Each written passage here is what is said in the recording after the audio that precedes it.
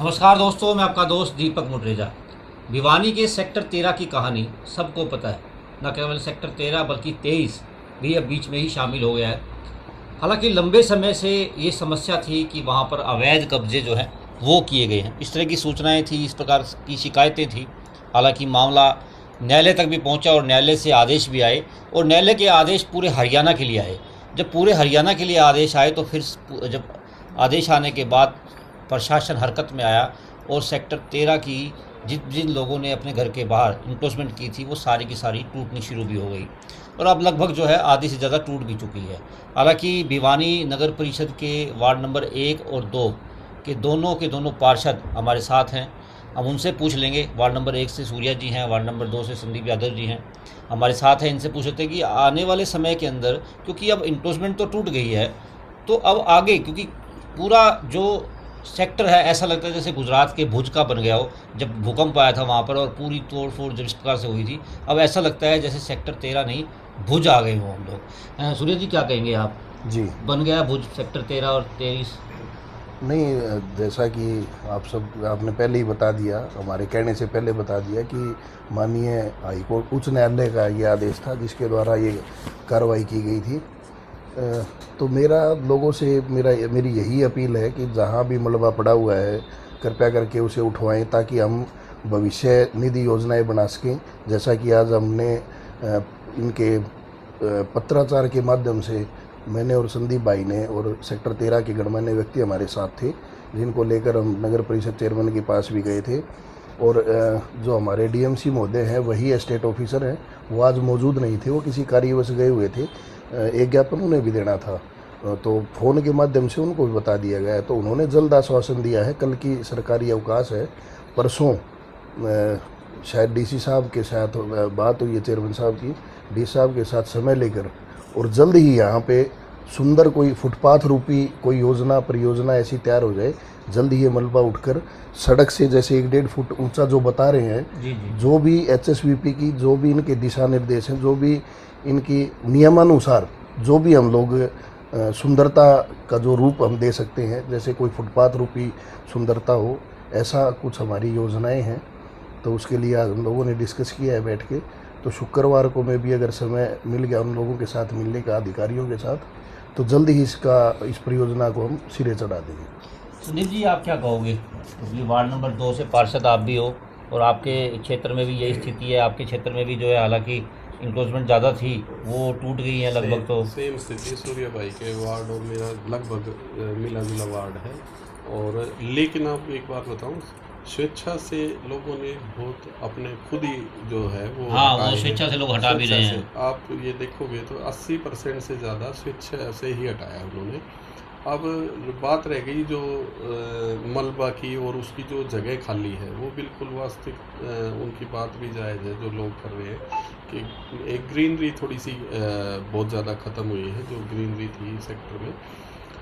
लेकिन उसकी व्यवस्था बनाने के लिए अब हमने आज चेयरमैन साहब को ये ज्ञापन दिया था, और उस ज्ञापन में यही हमने कहा है कि जो भी एचएसवीपी की गाइडलाइन आप पूछ लीजिए, जो भी गाइडलाइन हो उसके अनुसार हम कितना उसको ऊंचा उठा सकते हैं या नहीं उठा सकते, या लेवल में जैसे भी टाइलिंग वर्क हो या वहाँ पे जो भी कर सकते हैं हम अपनी तरफ से नगर परिषद, वो उसमें करवाया जाए, ताकि लोगों के लिए क्या कि तो चेयरमैन साहब ने भी आश्वासन दिया था कि इसमें समय तो लग जाएगा, क्योंकि एचएसवीपी से भी गाइडलाइन लेनी पड़ेगी। जी जी, बिल्कुल। और समय तो लगेगा, लेकिन उन्होंने पूरा आश्वासन दिया कि हम इसको जल्द ही। अच्छा, एक चीज़ और मैं जानना चाहूँगा सर। जिस प्रकार से काफ़ी सारे अवैध कब्जे तो हटाए हैं, लेकिन कुछ लोगों ने जब टूटने के बाद फिर से ही वैसा सीमेंट लगाना शुरू कर दिया, उतनी ही ऊंचाई पर, उतनी ही व्यवस्था। मैंने खुद देखा है, एक दो जगह ऐसा हुआ है। तो उनके लिए अब क्या व्यवस्था की गई है? क्या उनके खिलाफ कोई एफआईआर दर्ज कराई जाएगी या क्या किया जाएगा? दरअसल इसमें नगर परिषद का कोई रोल नहीं है। जी जी। मैं आपको फिर बता दूं, नहीं, मैं ये नगर परिषद भी चाहिए, माननीय न्यायालय के आदेशानुसार है।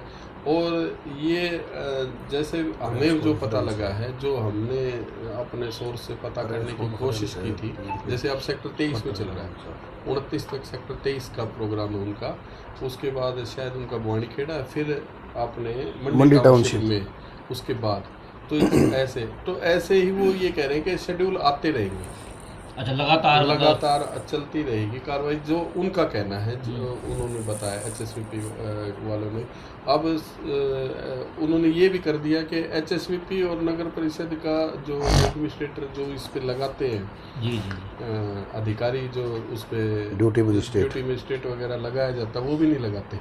अच्छा। वो भी दूसरे किसी डिपार्टमेंट से, ताकि कि कोई हमें पता भी नहीं लगता कई बार तो कि अधिकारी किसको लगाया गया है। तो वो वैसे ये नहीं है, लेकिन स्वेच्छा से लोग, ऐसी बात नहीं कि खुश भी हैं कि हटे हैं तो, और खुद हटाने के नहीं, लिए काफ़ी मैंने देखा भी है, काफ़ी लोग खुश हैं। उनका कहना है कि अच्छे जो रोड हैं काफ़ी चौड़े भी हो गए, क्योंकि पहले तो ऐसा होता था जी। कि एक बस निकलती थी तो दूसरा कुछ साधन नहीं निकल पाता था। अपने क्योंकि वीकर स्कूल बस निकलती थी अपने इसलिए- वीकर सेक्शन की जो 1200 वाली मेन लाइन है, जी जी जी। उस गली के बच्चे जो हैं स्कूल जाने के लिए, मेन जो अपनी गली है ना, मेन जो रोड हाँ जी, है हाँ जी, जो बिल्कुल, टूटा हुआ है, वहाँ पे वो वैन का इंतजार करते थे। तो वो बच्चे कई बार हंस के पूछ लेते थे मेरे से कि भैया कुछ ऐसा नहीं हो सकता कि हमारी गली में भी वैन आ जाए, क्योंकि आप देखना उस गली में काफ़ी जो है काफ़ी सीमित सी हो चुकी है। वो 24 फुट की गली है, अगर आप ऑन पेपर देखेंगे तो 24 फुट की गली है। और उस गली के हालात ये थे कि अगर आप एक गाड़ी अगर वहाँ खड़ी है तो दूसरी उस गली के आदमियों ने, मेरे पास अभी भी वो रिकॉर्ड में रखी है, नगर परिषद में वो दे भी रखी है, उन लोगों ने काफ़ी दिन पहले ही मेरे को उस गली के कम से कम 30 से 35 व्यक्तियों के हस्ताक्षर सहित मेरे पास उनकी वो शिकायत रखी हुई है। वो नगर परिषद में मैंने दे दी थी पहले ही। तो नगर परिषद करती उससे पहले हाई कोर्ट की गाइडलाइन आ गई, तो उन्होंने वो साफ़ कर दी। तो कई गलियाँ ऐसी हैं पीछे जो आपके घर के सामने से अपन निकलते हैं, जो 101 102 महावीर पार्क वाली गली है, उसमें भी सेम यही हालात है। वहाँ भी जो स्कूल की वैन है वो नहीं आती। कई जगह, कई वीकर सेक्शन में कई गलियाँ ऐसी हैं जहाँ पे स्कूल बसेज हैं वो नहीं पहुँच पाती, उन बच्चों को मेन रोड पे ही आना पड़ता है। अब सबसे बड़ी समस्या सूर्या जी और संदीप जी दोनों से कहूँगा मैं, क्योंकि गर्मी का मौसम है। जी। हालांकि ये सिर्फ सेक्टर की समस्या नहीं है, पूरे ज़िले की समस्या है पानी की। जी पानी के लिए त्राही त्राही हो जाती है, काफ़ी समस्याएं लोगों को आती हैं। और कुछ आपका जो एरिया है जिसमें आप पार्षद हो, वो जी, तो जी। टेल तक का है। जी। टेल पे पानी पहुंचना काफ़ी मुश्किल भी हो जाता है। इसमें मैं आपके चैनल के माध्यम से सभी लोगों से एक विनती और एक प्रार्थना भी करना चाहूँगा। अगर जैसे 4 बजे का समय है, अगर आधे घंटे में मेरे पास मेरे घर के यूज़ के लिए पर्याप्त पानी अगर आ गया है, तो मेरी हाथ जोड़ के विनती है उस आधे घंटे के बाद अपनी मोटर को कृपया करके बंद कर दें। क्योंकि शुरू की जो गलियां हैं वो अपना जो अपना पानी का जो टैंक है, जहाँ से पानी चलता है, पानी का जो बूस्टर है, उसके नज़दीक पड़ती हैं। तो वो तो अगर ये उनका प्रेशर इतना तेज़ होता है कि आधे घंटे में इनफ है उनके लिए पानी पर्याप्त मात्रा में पहुंच जाता है।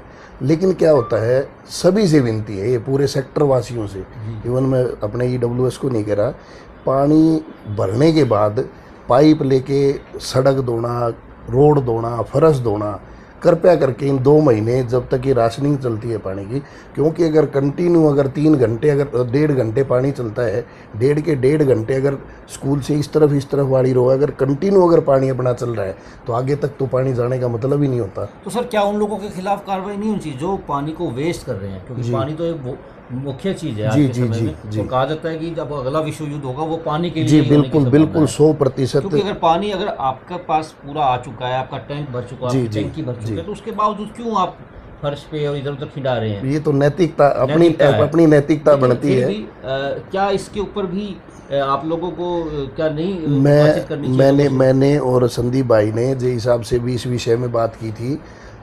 समस्या क्या है, जे साहब के पास 2 जिलों का चार्ज है, अपने भिवानी और जींद का, तो कम समय दे पाते। मैंने उनसे कहा था कि एक दिन आप तीनों संयुक्त रूप से एक वीडियो सी जारी कर देते हैं, उसमें एक अपील भी लगा लो, उसमें आपकी तरफ से तो एक जुर्माने का प्रावधान हो जाएगा और हमारी तरफ से एक अपील हो जाएगी, दोनों भाइयों की तरफ से, वार्ड नंबर 1 और वार्ड नंबर 2 में, क्योंकि हम दोनों भाइयों का कॉमन सा वार्ड है। तो उसमें क्या है कि सभी सेक्टर वासियों से अपील भी हो जाएगी और जुर्माने की वो अपने डिपार्टमेंट की तरफ से जुर्माने की भी वो बता देंगे कि भाई जुर्माना भी लग सकता है ऐसे। एक आप लोगों को एक ज्ञापन लोगों की तरफ से भी मिला होगा सर, क्योंकि वार्ड नंबर जो 1 है उसमें एक जोन नंबर 1 बनाया हुआ है। जी जोन 1 पानी का जो समय है सुबह 4 बजे का, चाहे सर्दी हो चाहे गर्मी हो। सर चलो गर्मी में तो फिर भी आदमी उठ सकता है 4 बजे, लेकिन सर्दी में काफ़ी मैंने इसमें डाल रखा है सर, ये आप देखिए, इसमें जो सेकंड जो मेरा पॉइंट है, मैंने भाई और मैंने दोनों ने डिस्कस करके डाला हुआ है पॉइंट। ये आप ये वाला जो पॉइंट है ये इसमें हमने बिल्कुल दोस्तों, मैं आपको दिखाना चाहूँगा एक जो ज्ञापन जो है, ये दोनों एमसी ने, सूर्या ने और दूसरा संदीप जी ने, दोनों ने ये ज्ञापन जो है सौंपा भी है, जिसमें जो 4 बजे का पानी का समय है उसको 5:30 बजे से 7 बजे तक किए जाने की बात जो है वो रखी है। हालांकि ये प्रशासन की बात है कि प्रशासन अब किस तरह से इसको लेगा। संदीप जी, मैं आपसे भी जानना चाहूँगा, हालात आपके वार्ड के भी थोड़े अच्छे से नहीं दिख रहे, काफ़ी जो गिनरी है वो भी जो है इफेक्ट हुई है, काफ़ी समस्याएं लोगों को आ रही हैं। पानी के लिए भी आप लोगों को भी प्रयास करना पड़ेगा जिस प्रकार से, क्योंकि अगर पानी नहीं पहुंचता जहां पर, तो वहां के लिए क्या व्यवस्था की गई है? क्योंकि पिछली बार देखा था कि आप लोगों ने नगर परिषद के टैंकर पहुंचे थे, इस बार क्या व्यवस्था है? मैं आपको एक बात बताना चाहूँगा, इस बार पानी पूरे शहर में ख़त्म हो गया था, आपने देखा होगा। बिल्कुल बिल्कुल। टैंक खाली थे और नहर का वेट कर रहे थे, लेकिन हमारे पास 1 हफ्ते का पानी सेक्टर में और भी अभी था, तब तक नहर आई। रिजर्व पानी 1 हफ्ते का बचा हुआ था, तब हमने पहले ही सचेत कर दिया था पिछली बार की समस्या को देखते हुए। तो पूरा आश्वासन था एक्शन साहब की तरफ से, जेई साहब की तरफ से और हमारे जो एस्टेट ऑफिसर है उनकी तरफ से भी, कि आपके पानी की सप्लाई नहीं टूटनी दी जाएगी। आपकी बार पानी की सप्लाई नहीं टूटी, चाहे आपके कहीं भी पूरे शहर में ख़त्म हो, लेकिन सेक्टर 13 की सप्लाई नहीं टूटी। ये बात एक अलग है कि टेल तक किसी घर में ना पहुँचा हो, लेकिन सप्लाई बराबर जारी रही, चाहे वो हमने 1 दिन छोड़ के 1 दिन दी, और फिर भी हमारे पास 7 दिन का पानी और था, क्योंकि मैंने खुद चेक किया था उस मौके पर जब नहर चली गई थी, तो 7 दिन का पानी बचा हुआ था। दूसरी में एक बात जो आप ये कह रहे हैं, जो ये एंक्रोचमेंट वाली और पानी वाली, मैं कहता हूँ कि प्रशासन जब कंप्लीशन सर्टिफिकेट देता है उसके साथ कंडीशन की कॉपी जरूर देनी चाहिए हर व्यक्ति को। ठीक कह रहे हो कि ये आप इतना, आप ये आगे ये कर सकते हो, यहाँ तक आप ग्रीनरी कर सकते हो। क्या है कि सारा जो कार्य हो रहा है ना, ये लोगों को अज्ञानता लगा लो, या उनको ये पता ही नहीं कि हम कहाँ तक रैंप बनाएं, किसी को नहीं मालूम। आज रूलिंग निकलवा ले, लेकिन इससे पहले किसी को ये नहीं मालूम तो रैंप कितना बना सकता है। बिल्कुल बिल्कुल। तो कहने का मतलब ये है कि HSVP को भी ये उसको बिल्कुल बाकायदा दिशा निर्देश की कॉपी जरूर देनी चाहिए।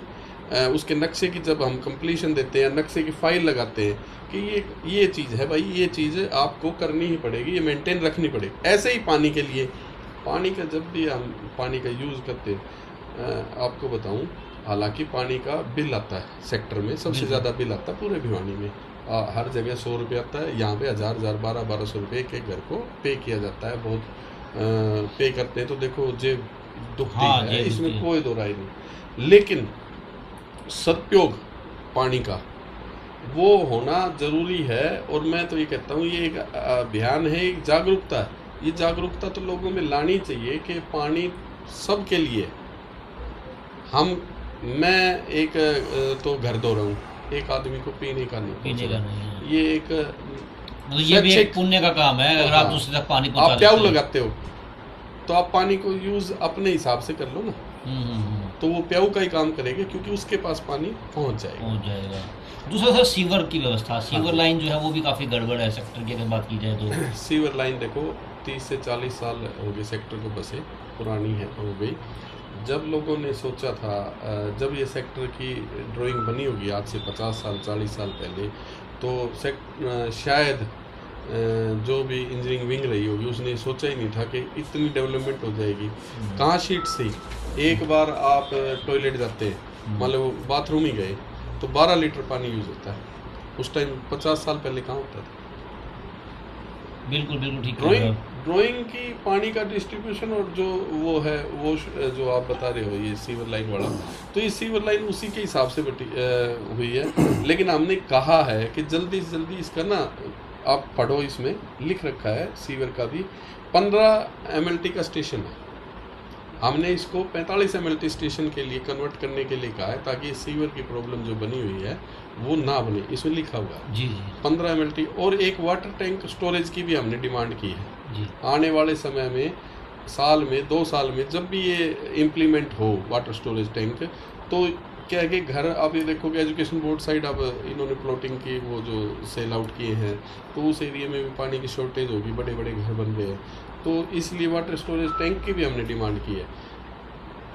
तो जिस प्रकार से एक सबसे बड़ी समस्या जिस प्रकार से, हालांकि आप लोगों ने ज्ञापन दिया, मैं देख रहा हूँ मेरे पास जो है ये ज्ञापन की कॉपी भी जो है वो है, मैं आपको दिखाना चाहूँगा जिस प्रकार से ज्ञापन जो है आज दिया गया है। सर, सबसे बड़ी समस्या आ जाती है बरसाती पानी की लाइन की भी, बिल्कुल वो समस्या काफ़ी ज़्यादा है। जैसे ही बारिश आती है पानी जमा हो जाता है, आपके तो घर के पास में भी जमा हो जाता है, काफ़ी समस्याएं लोगों को आती भी हैं। आपके एरिया में तो और ज़्यादा दिक्कतें आती हैं, क्योंकि इनका तो घर हो गया और आपका एरिया नज़दीक हो गया जहाँ से आप पार्षद हैं। पानी इतना जो है रुक जाता है, वहाँ पर ठहर जाता है, काफ़ी समस्याएं लोगों को आती हैं। तो उसके लिए क्या व्यवस्थाएं की जा रही हैं, किस प्रकार से जो है लोगों को रिलीफ मिल पाएगा? लगभग 1.25 करोड़ रुपए का स्टॉर्म वाटर का जो टेंडर था वो कार्य लगभग पूरा हो चुका है। आप जाओगे तो आपके दोनों बूस्टर चालू कर दिए हैं, बॉक्सिंग क्लब के सामने वाला भी और ये अपना 1410 नंबर के साथ वाला भी, पॉलिटेक्निक के बैक में जो है दोनों में दो मोटर 50 HP की लगी हुई हैं। जनरेटर की व्यवस्था लाइट चली जाए तो, और सारा नया ही कार्य किया है।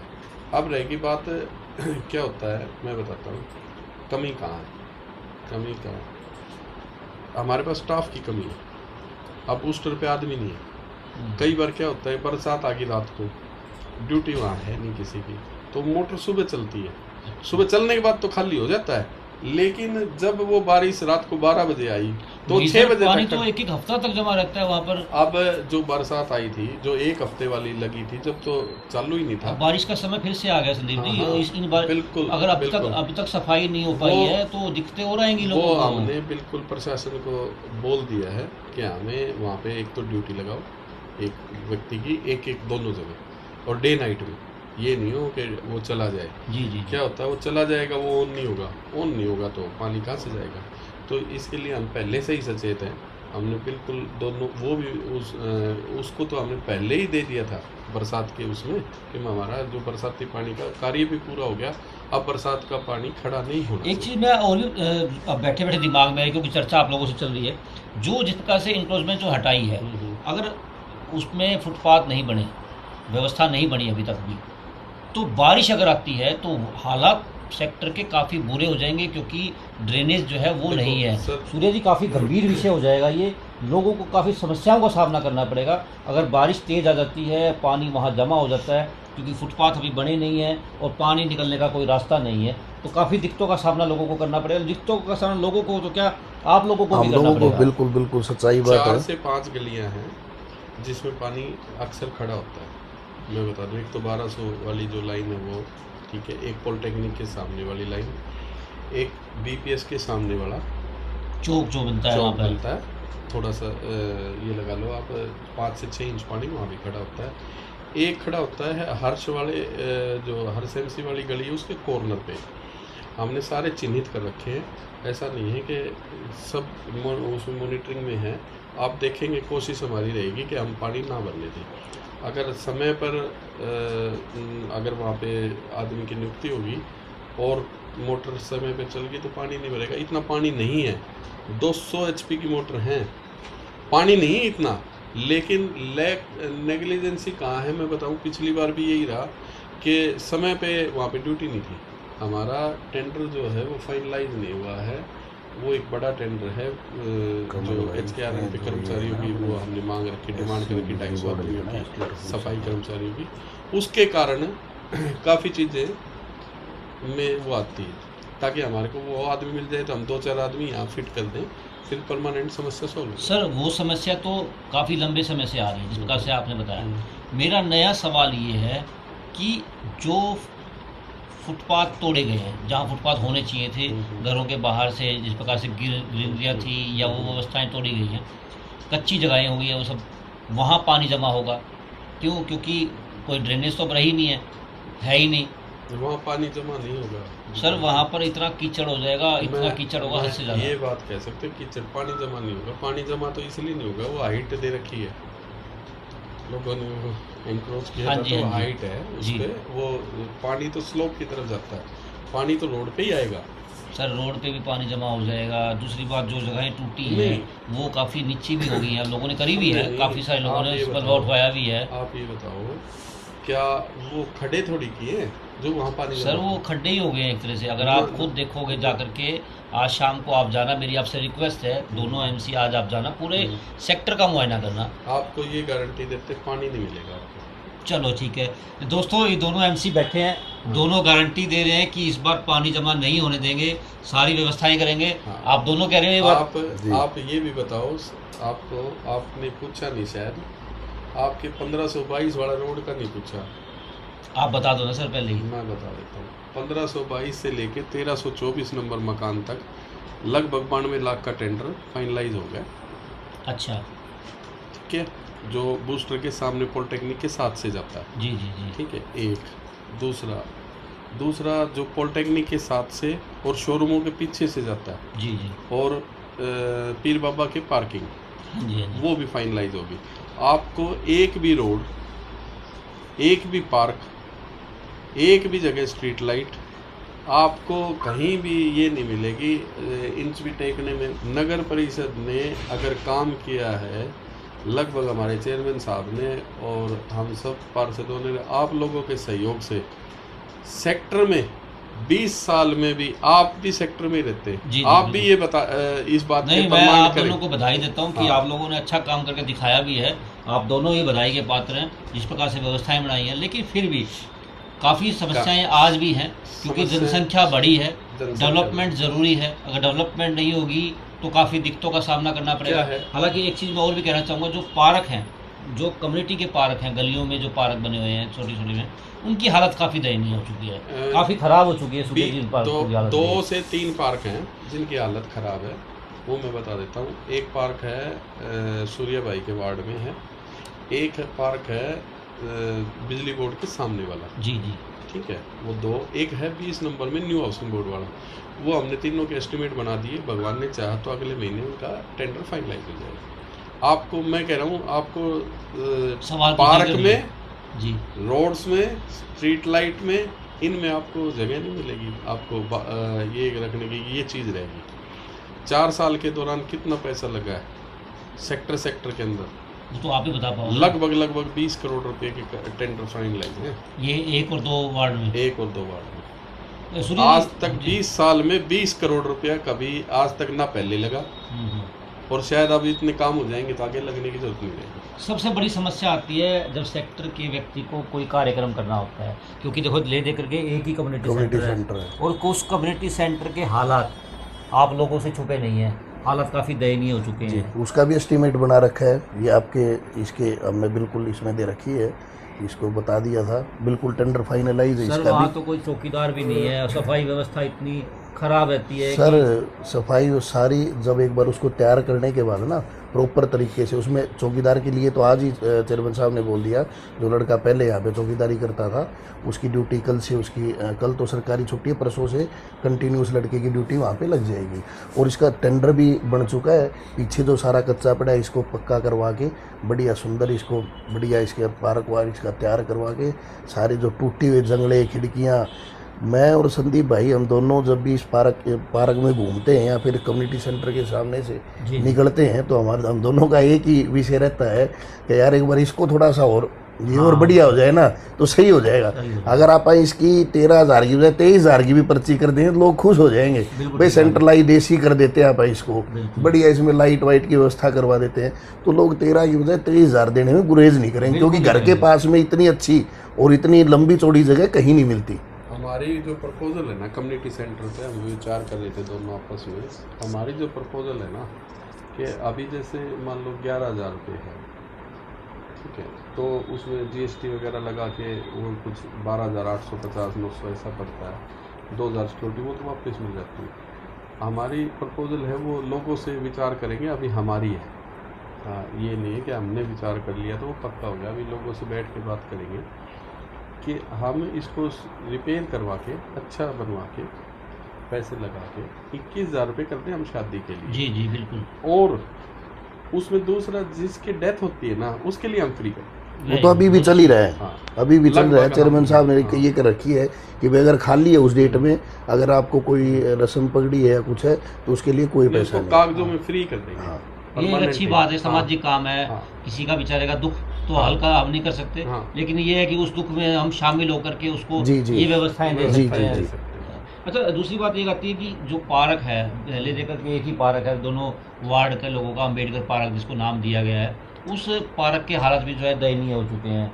काफ़ी दिक्कतें जो है लोगों नहीं, को आ रही पार्क हैं। में आप बोलो, पार्क फुहारे भी देखो वहाँ पर नहीं है। फुहारे नहीं हैं, फुहारे तो लेकिन है ही फुहारा नहीं। खराब नहीं है ना। नहीं देखो सर, मैं बताऊँ आपको, हाँ। खराब की बात नहीं।